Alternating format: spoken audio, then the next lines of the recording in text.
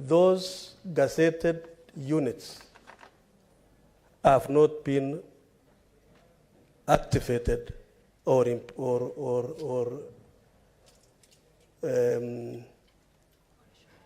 able to operate. This is helping to assist your ministry on matters security, especially in the security areas.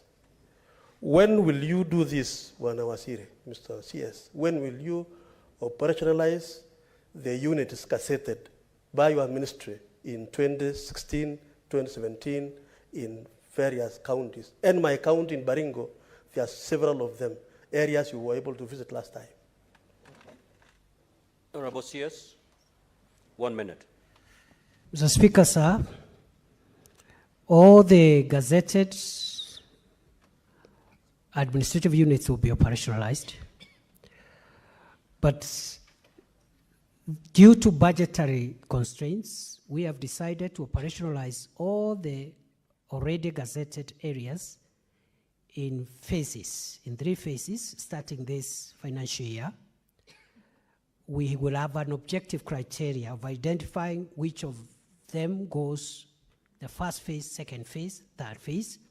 That objective criteria includes security challenges faced in that area, like banditry, terrorism, and other complex security issues, illicit drugs and alcohol, and then also regional balance, so that some in one region, another in another region. So we'll have a criteria of making sure that we do, starting this June, and that criteria will be made public so that we carry the entire country together. Asante. Thank you. Senator Kamar.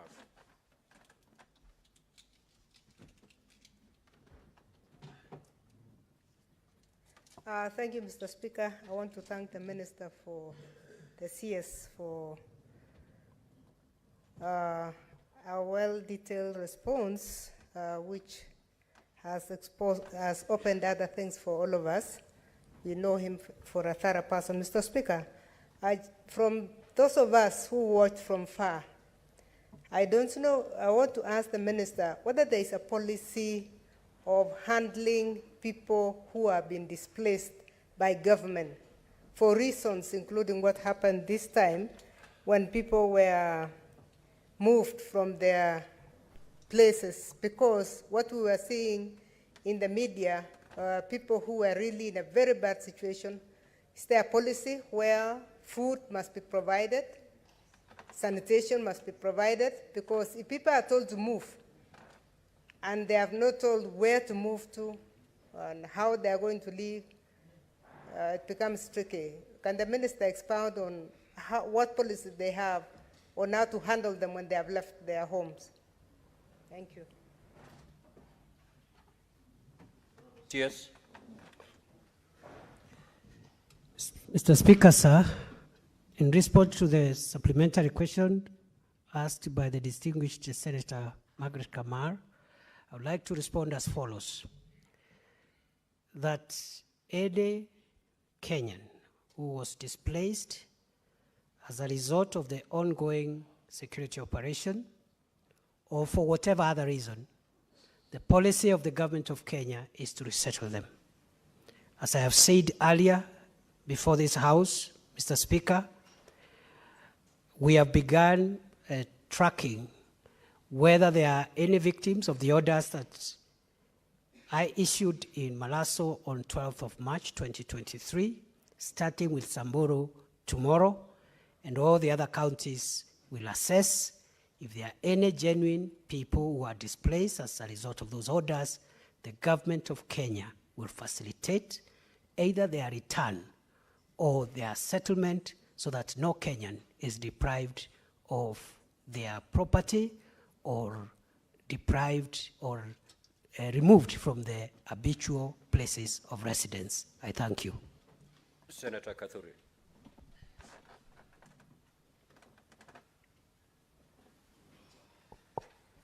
Thank you, Honorable Speaker, for your indulgence. Honourable Speaker, my question is very direct and almost similar to what has been asked, because I agree that the future of Kenya is the north, but that is the future. So I'm asking, what immediate measures is the ministry taking to make sure that that area is considered in a very special way, so that that custom of banditry can stop, so that they can start farming and doing other things? What immediate measures is the government taking besides militarization of the region? Thank you, sir. Honorable CS. So, Speaker, sir, in response to the supplementary question raised by the distinguished senator for Meru, I would like to tell the House that the use of force is an immediate, short-term, and painkiller remedy for the problem.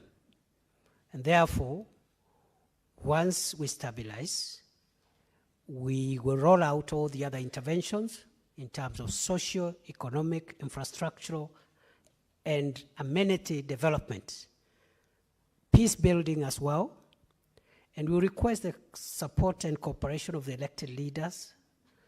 And I can report to this House that the ministry has already generated the appropriate framework for the reconstruction of all the affected areas, a Marshall Plan of sorts, as promised by President William Ruto during his campaigns for the presidential election. And that paper is now pending clearance at the National Security Council and the Cabinet. I can assure the nation, through you, Mr. Speaker, that in another 2 months, we'll be able to announce the comprehensive Marshall Plan for permanent solutions, so that we don't have these things repeating every year, and for us doing the same thing every other year and expecting different results. Thank you, Mr. Speaker. Senator Boni.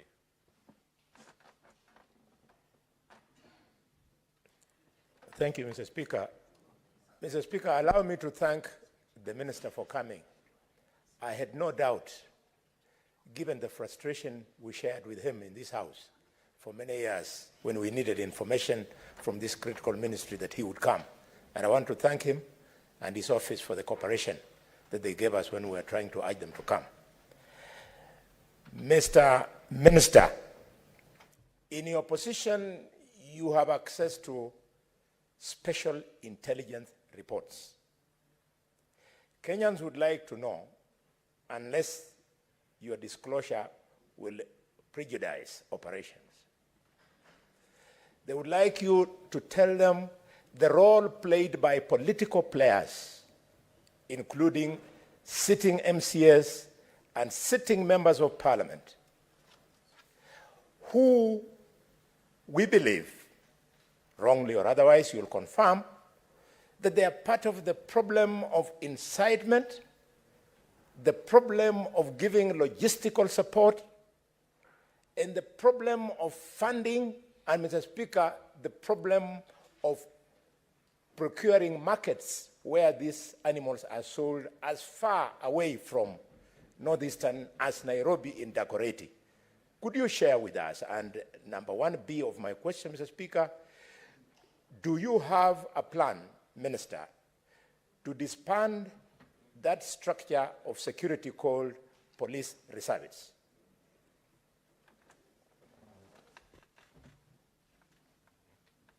Honorable CS, kindly proceed.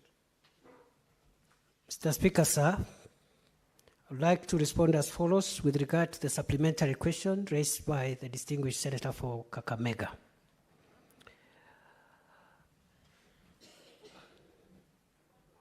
We have made significant progress in tracking and nailing the masterminds of banditry. I can confidently assure the people of Kenya, we have in our radar a number of politicians of different cadres whose activities have been linked to the support, funding, and encouragement of banditry. We have crucial evidence, some of which was collected at the scene of crime at the attack in Kainuk early in the year, which incriminates political leaders and other people. I can also report to the House, we have evidence which we are almost at the tail end of finalizing and processing of the senior commanders in the banditry enterprise. Mr. Speaker, the banditry criminal enterprise has its own command. Just last week, one of the most notorious commanders of banditry was apprehended alive from the Corcoran Hills and arraigned in court. And the leaders from Baringo and those parts know who that person is. He's terrorized us and is even helping us even to zero in and fill the gaps of the investigations that are ongoing. I want to assure the House that very soon we will have high-profile arraignment of the command of bandits, whether they are civilian commanders, politicians, etc. And we want to build a case that will succeed in court. Thank you, Mr. Speaker. Thank you, Honorable CS. Now, Honorable Senators, indeed, I can see quite a number of senators would wish to ask supplementary questions to the Cabinet Secretary. However, we have expended well about 40 minutes on this particular question. If you remember my first communication when we adopted these standing orders, I indeed made it clear to you that we were going to spend at most 20 minutes per question. I want to believe that the CS Interior, this is not his last appearance before us, and any supplementary question, Honorable Senators, you may be having, I believe we'll still find an appropriate opportunity to be answered by the CS. Therefore, I'm afraid to say that we will. Honorable Senators, the reason I always ask you to read your standing orders is because of, for such reasons. You're raising a point of order on who? There's no senator who is on his feet. And therefore, that is the communication from the chair. Now, Honorable Senators, I've got a communication to make. Senator Kindiki, kindly take your seat. I would like to acknowledge the presence of the Right Honorable Chief Fortune Zephaniah Charumbira, the President of the Pan-African Parliament, in the Speaker's Gallery. The Right Honorable Charumbira is in the country for an official visit to the Parliament of Kenya. He is accompanied by Mr. Daniel Bachuane, an officer from the Pan-African Parliament.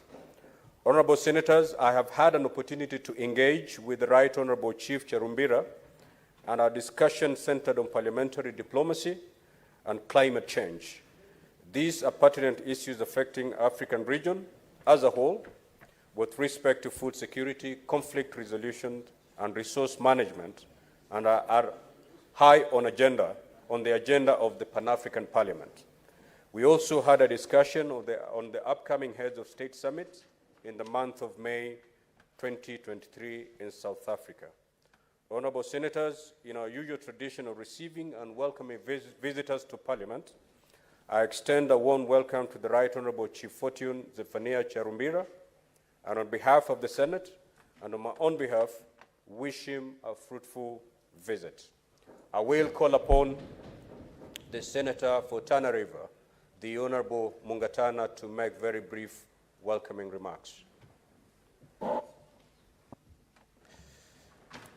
Thank you, Mr. Speaker. Mr. Speaker, we want to join you as part of the Kenya delegation, which is comprised of myself, the Honorable Professor Kamar, the Honorable Member for the National Assembly, Honorable Mukami, the Honorable Majimbo Kalasinga, the Honorable Esther Passaris, to welcome the the President of the Parliament, which is resident in South Africa. Mr. Speaker, this President has been very effective in terms of supporting the agenda for the continent. Mr. Speaker, that Parliament has been transformed from the chaos that it used to be before to a platform for exposition of the agenda of Pan-Africanism. Mr. Speaker, we credit him for the work that he has done since his election as President of the Pan-African Parliament. Mr. Speaker, we from Kenya have been pushing and continue to push that Kiswahili be made a major language at the continental level. Right now, Mr. Speaker, we have Arabic language, we have French, English, and Portuguese. But, Mr. Speaker, the Kiswahili language, although accepted, and it's the only African language, really, indigenous language, has not been used properly and to the large extent that is required in the work of that Parliament.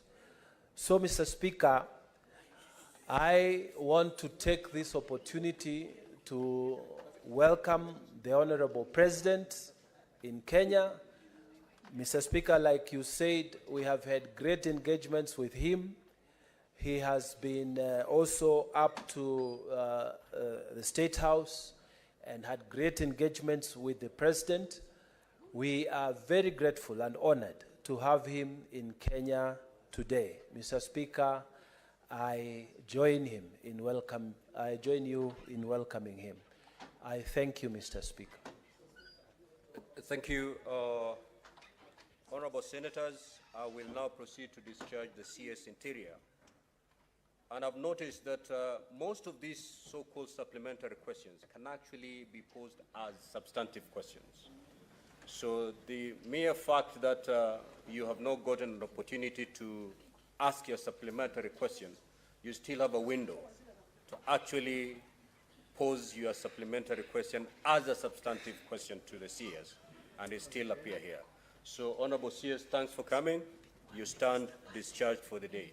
I will proceed to call Senator for Isiolo, the Honorable Fatuma Dulo, to ask. But before you do that, kindly give us a few minutes as we usher in the responsible CS. Yes, what clarification are you seeking, Senator Chirange? Thank you, Mr. Speaker. I agree with you that this is the first time that we are doing this. Mr. Speaker, I don't know, maybe through SBC or your office, understanding order number one, Mr. Speaker, you should have at least allowed us to ask. I know that is behind us, but the point I'm trying to make, Speaker, understanding order number one, I wish the Senate Business Committee, especially when the Minister of Interior is appearing, Minister of Finance, Minister of Health, is it possible to schedule them only during one session? For example, like between, we have amended from 9:30 to 12:30, Mr. Speaker, because security is everything. You and me agree. There is a lot that goes on from the village level to the highest level, Mr. Speaker, and I know the next time, even if some of these questions, Mr. Speaker, as you have noted, that it could be substantive, but again, it could be overtaken by events. Like the issue of banditry in the north, like other issues, what is happening in Shakahola, cult, Mr. Speaker, in your county, and many others, Mr. Speaker. So I call upon, in as much as the standing order number 51, 7C, Mr. Speaker, and I also need your interpretation on this because I have realized my colleagues, Mr. Speaker, just allow me quickly as we allow changeover. Also understanding order 51C7B. When it says it says upon the issuance of response or making of a statement under paragraph 1, the Speaker may. So you can see, Mr. Speaker, standing order number 1 and 51.7C is similar. May be, of course, allow the senator who asks the question to raise a maximum of 2 supplementary questions that relate to that question.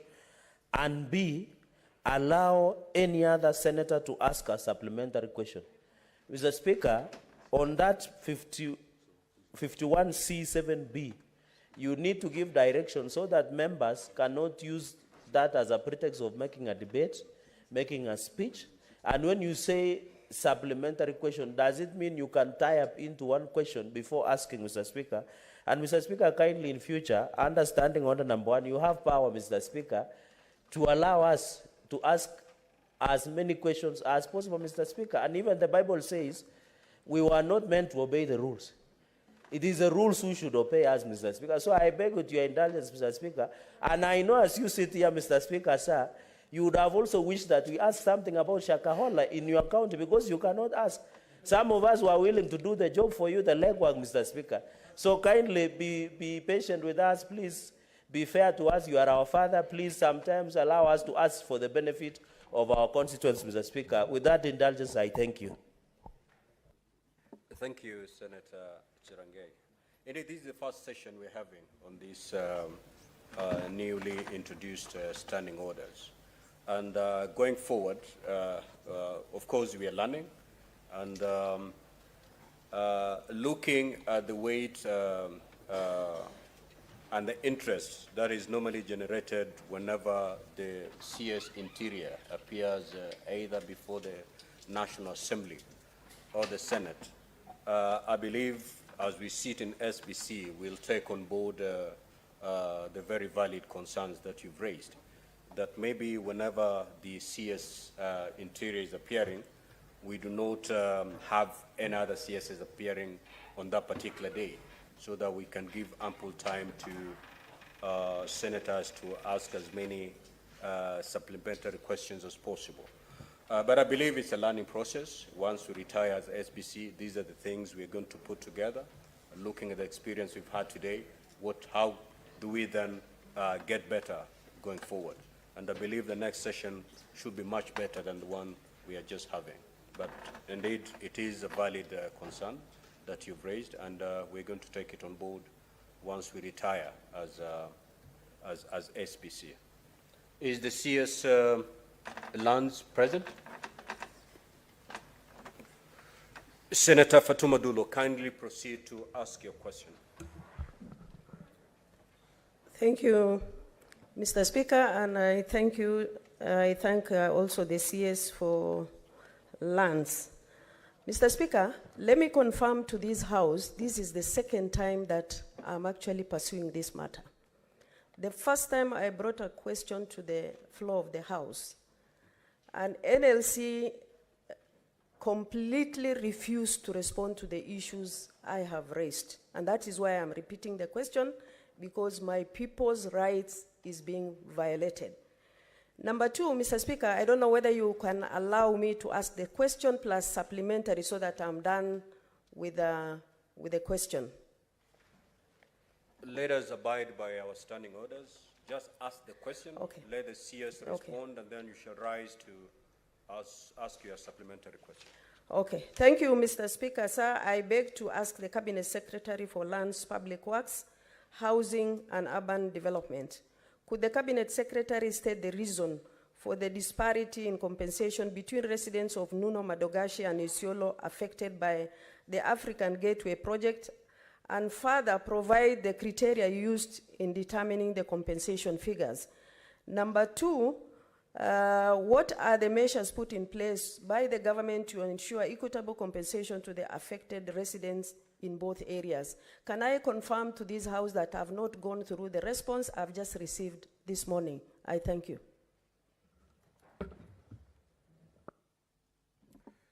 Cabinet Secretary, kindly proceed.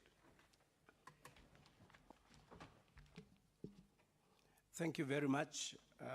Mr. Speaker, for giving me this chance to appear before this August House, and also appreciate the question from Honorable Senator Fatuma Dulo. Mr. Speaker, I request for your indulgence and guidance because, as the Honorable Senator said, the mandate of compensation for public lands is squarely on National Lands Commission pursuant to Article 67 of the Constitution of Kenya 2010 and Section 113 of the Land Act 2012. Mr. Speaker, after receiving this question, I forwarded the matter to the National Lands Commission via letter dated 20th April 2023, and it's annexed, it's marked as Annexure 2, and I received a report which is attached as Annexure 2. Honorable Speaker, this matter was executed by the National Lands Commission, which is an independent institution. Therefore, Mr. Speaker, I was requesting for your guidance as to whether I go ahead and submit the report that I received from the National Lands Commission, because as a government, the report we received, we feel it's not adequately done. Therefore, Mr. Speaker, if I'm allowed, I would request that you give guidance to this, whether I go ahead and give and submit the report that I received from the National Lands Commission. Senator Dulo.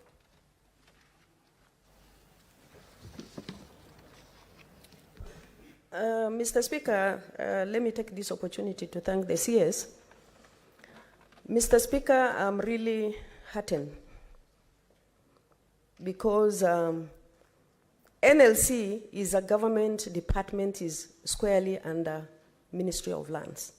And as the minister has said, we have even had a sitting with the commissioners and the chair.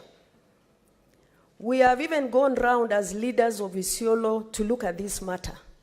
But clearly, the chair and the commissioners are evading the issues of Isiolo County.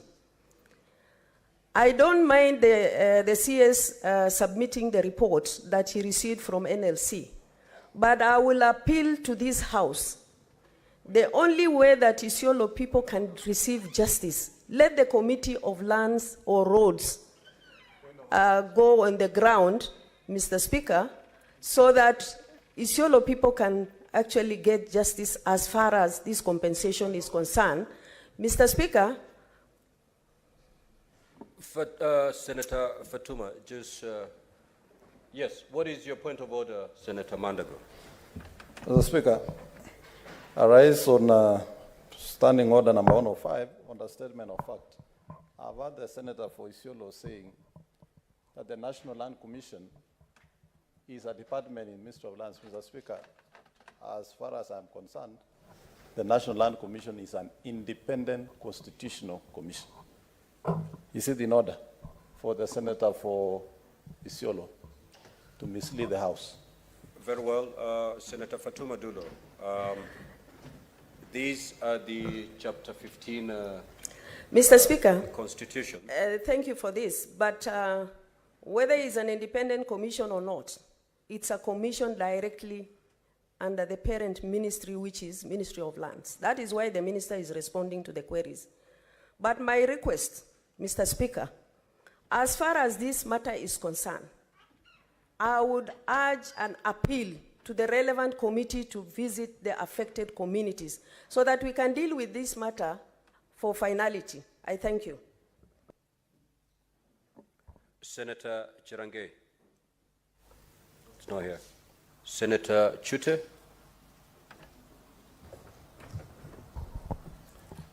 Thank you, Mr. Speaker. Thank you, CS Lands. I have one question only. There is land in Moyale, big chunk of land called Ubalticha. It has a dispute between 3 communities, the Boran, the Gabra, and the Burji. I wanted to know from the CS if you are aware of this dispute, when are you going to solve this dispute? Thank you. Honorable CS.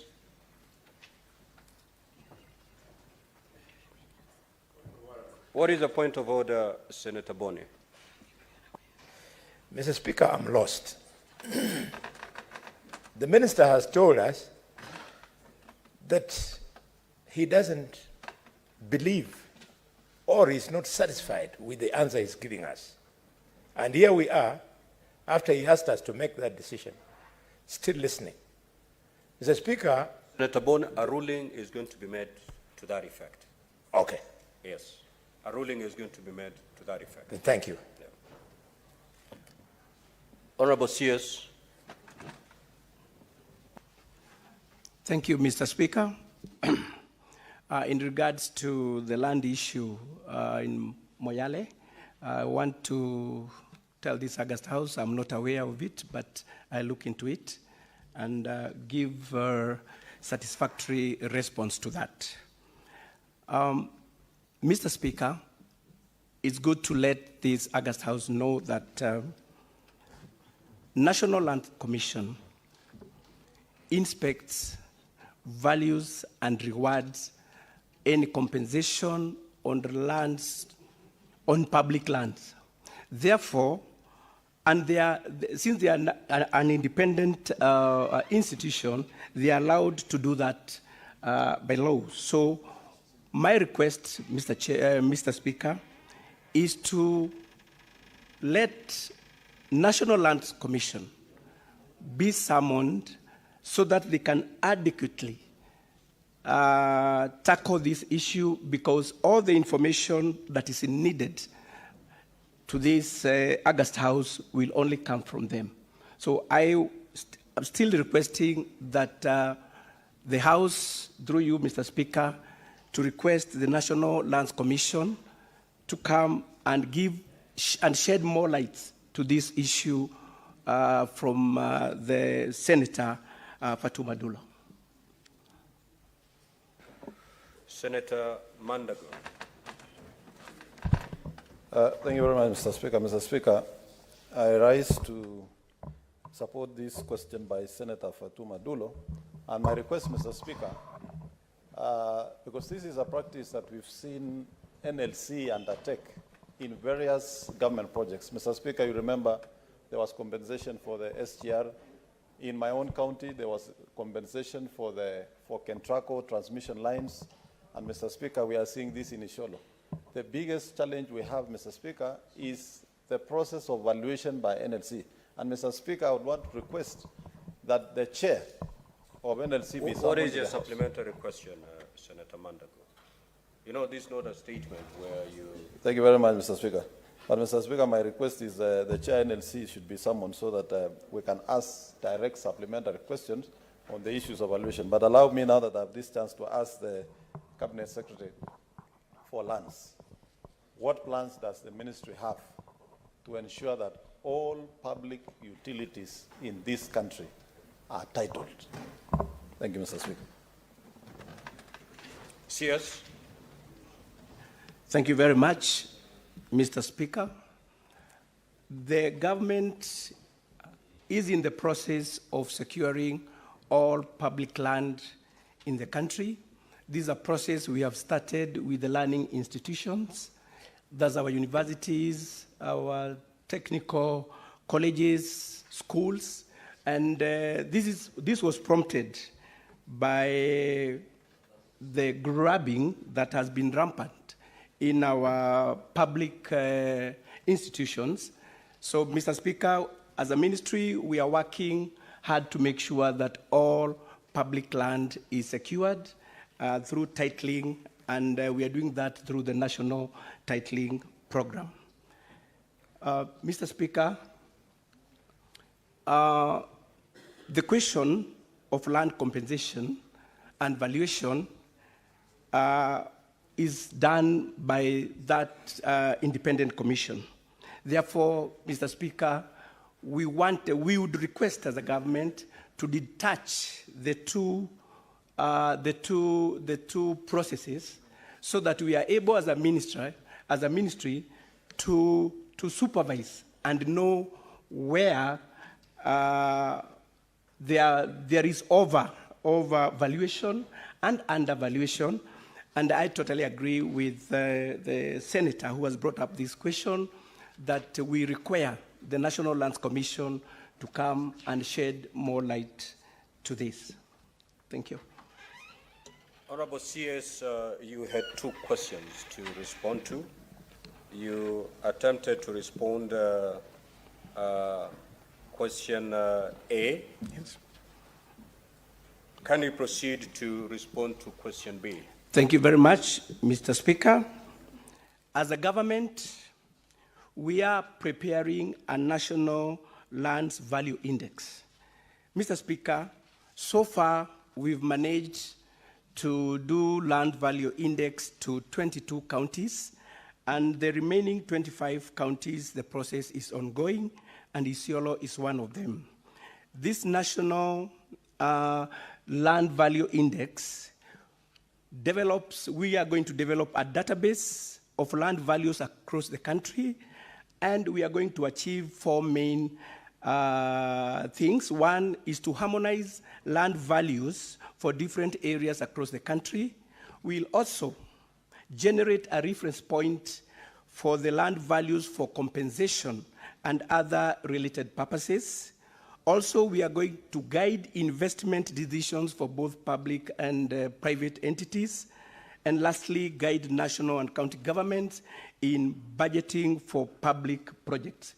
So the cure to this, Mr. Speaker, is to have this land value index, because with that, we'll be able to compensate people adequately without overvaluing or without undervaluing. Thank you, Mr. Speaker. The Honorable Chiranke. Thank you, Mr. Speaker, for the indulgence. Just a quick supplementary question to the CS of Lands. Mr. Speaker, sir, through you, how many forest evictees or people who have been evicted in Nandi County and the intention of compensating them? Plus, Mr. Speaker, the Ministry and through National Land Commission, they had ordered resurveying of multinational tea estates across South Rift and in Nandi. So specifically in Nandi, Mr. Speaker, the resurveying of multinational tea estates will take how long, Mr. Speaker? And if there is excess lands that are being occupied by the multinational tea estates, what is the intention of the Ministry of Lands to do with the excess land? I thank you, Mr. Speaker, sir. Honorable CS. Thank you very much, Mr. Speaker. On issues raised by the Honorable Senator, I would request that I get more time to look into that, because as it was not part of what we had prepared for today, but promise that we are going to look into that and give this House adequate answer to that. Thank you. Honorable Senators, as you ask your supplementary questions, let it be related to the subject, to the primary question. That will allow the Honorable CS give you a comprehensive answer.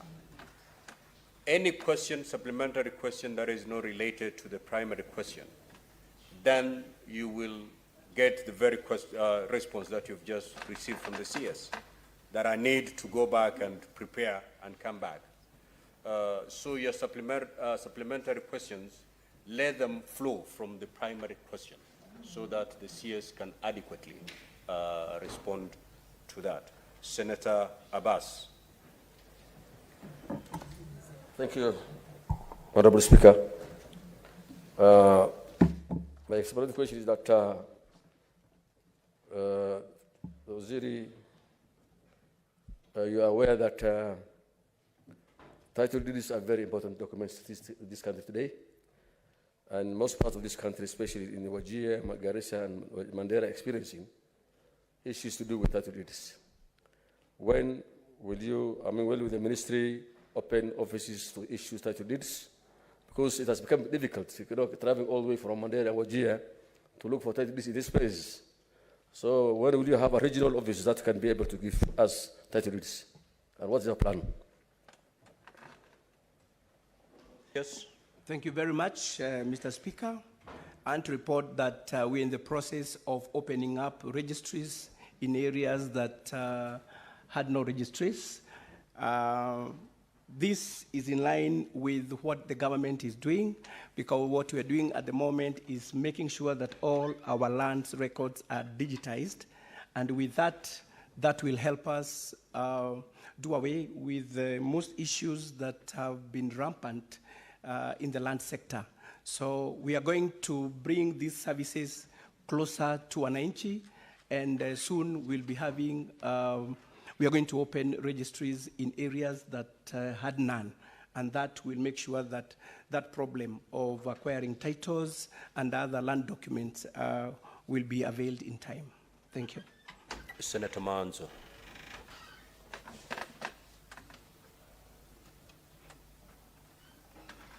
Mr. Speaker, I'm concerned with the independence of the National Land Commission and the role of the ministry.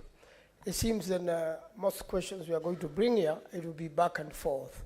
I would like the Honorable Minister to clarify to what extent, as much as the National Land Commission is independent with its technical work, to what extent then are you able to advise or even control